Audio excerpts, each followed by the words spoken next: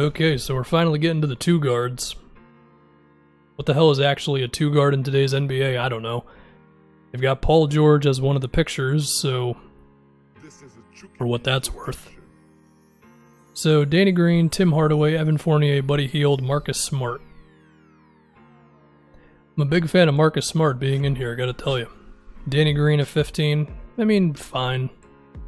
Even if he's a little worse, he still has this baseline of being a good 3-and-D guy and all that stuff. Tim Hardaway Jr., his efficiency was actually decent this year, playing a little bit more off of Luka and stuff like that. Yeah, I mean, there's questions if Hardaway can be the third scorer, but he looks good. Evan Fournier at 13. Yeah, Fournier's cool. That's all I got for you. Buddy Hield, number 12. I feel like people might get upset at Buddy Hield, number 12. Maybe there's a conversation that he's not as awesome of a player as his shooting would say, but I don't know, he's very efficient. His shooting is great, and you'd think if the team around him was a little better, and that includes the coaching staff, then maybe he could be really unlocked as a player. Marcus Smart, number 11. See, this is the kind of thing I like. Hield at 12, Marcus Smart at number 11. Marcus Smart averaging like half as many points as Buddy Hield averages. Listen, I love Marcus Smart. Okay.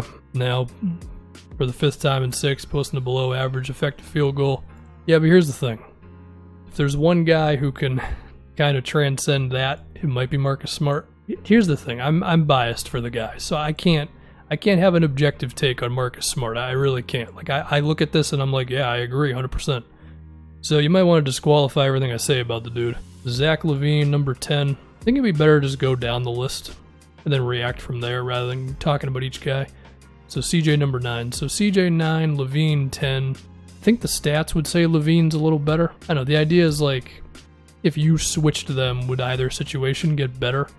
I feel like they would kind of stay the same, so in that sense, I guess it makes sense to have them here.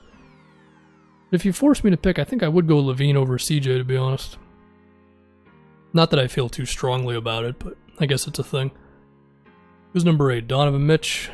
Don Mitch. Okay. I feel fine with that. I'm comfortable enough saying Donovan Mitchell is better than CJ and LaVine. I hope I'm not contradicting myself based on the top 100 video. I'm not going to go back and check, but if I am, I'm sorry. Shea Gilgeous at number 7. Oh yeah, I remember they did have that. They did have Shea over Donovan Mitchell. And I think I said that I would rather have Donovan Mitchell over Shea. Yeah, it's an interesting convo. I don't have a real opinion about it. I don't have a problem with them putting Shea above Don Mitch. As far as why I call him Don Mitch, I have no idea, to be honest. Yeah, I think it's okay. I mean, Shea, he may not have the shiftiness of some other guys, and sometimes he doesn't look as fast as other dudes, but his height, the fact that he never picks up his dribble, and he's just so smart and creative. Like, he doesn't have crazy handles, although he has good handles, don't get me wrong here, but he's not crossing guys up left and right or anything, but he gets to his spot, and he just kind of finishes well from everywhere, and he's also one of the best defenders at the two-guard spot.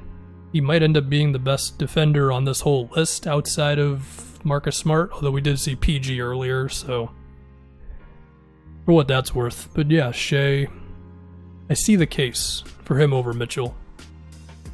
Jalen, number 6. Funny enough, everything I just said about Shea, I could kind of say about Jaylen Brown as well. This is kind of interesting. Giannis, DeRozan, Middleton, and Ingram are the only wings who match his scoring usage and true shooting percentage. Yeah, I mean, Jalen, he took a real jump. I feel like between Jalen, Shea, and Mitchell, I feel like Mitchell is the one, like the consensus would say Mitchell. Whether I agree with that 100%, I don't know, even though I'm pretty sure I did say that in the top 100 video, so take that for whatever you will. It's an interesting thing. I feel like Mitchell's probably still a little better than the other two, but those three are pretty close, if you ask me. Devin Booker, number 5. Booker, number 5? Who's ahead of Devin Booker? Drew? Oh yeah, they did have Drew in the top 100. I don't agree with that. I think Booker's better than Drew.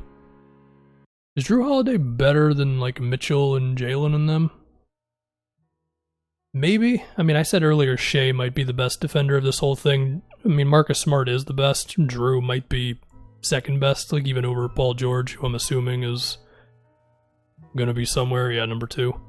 And his playmaking is very good. He's a very good all-around player, and he's the perfect type of guy to be underrated because he doesn't have a lot of highlight finishes, and 2 of his best qualities are defense and passing, But I still think Devin Booker is better than Drew. If you want to put Drew ahead of these dudes, I can see it, but I don't think Booker. I think Booker is a whole different thing. I mean, Booker, he's averaged like 6 assists 2 years in a row or something. I mean, if we start thinking about the best passers in this whole thing, like Harden is number 1, Drew's probably number 2, but Booker's number 3 in terms of passers. But Booker's a way better scorer than Drew Holiday, so yeah, I would have Booker above Drew personally. Next up, Beal at 3. Yeah, I don't have there's nothing to say against it really. Like, Bradley Beal's awesome. That's pretty much it. It should be said that he also was at 6 assists a game. Maybe that throws my Devin Booker passing ranking off a little bit, but I also agree with Beal above Devin Booker. I think that's fine. In some ways, they're almost the same player. Similar height, although I think Booker's a little taller. Both great on and off the ball. Both on teams that are nowhere good enough. Which one gets traded first? You'd think it'd be Beal. I mean, I think Phoenix has a little more hope than the Wizards do. I mean, Booker, adding Ricky Rubio is a start. That's fair, certainly. Gave Booker more off-ball opportunities. And then Oubre, and especially with Ayton, we're gonna have to see. So number 2, Paul George, and then of course, Harden number 1. Where does James Harden rank on the all-time 2 guards right now? Number 1's MJ, 2 is Kobe, 3 is it Dwayne Wade? Because I'm pretty sure Jerry West is more of a point guard, and I don't think I'm forgetting anybody super obvious.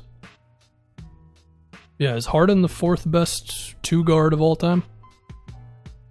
Could be. He could end up surpassing Wade, which I know people don't want to hear, but well, even then, I mean, Wade's got 3 titles, and then the one against Dallas was especially incredible on a one-man performance. So Harden's probably going to need a championship to really pass Wade. But even then, with Harden, it's like, you go look up his numbers in those Warriors series, and he was still great. He was actually better in the second Warriors series than he was the first one. But there's still the biggest black mark on his resume is that Spurs game in Houston, no Kawhi, and the Spurs just killed him. I do kind of feel like Houston is maybe the most interesting Western Conference playoff team. I don't think they're the best one, but I think them and OKC are 2 teams that I could see pulling off some upsets. I mean, I've said it before. In the case of Houston, they're going to shoot so many threes that, like, who knows what's going to happen, And then in the case of OKC, well, that's a whole different thing. But also should be said, they've got James Harden, who is better than the best player on a whole lot of West teams besides the Lakers and the Clippers. So, yeah, hopefully we get playoffs. Hopefully we get to see Harden take another crack at it.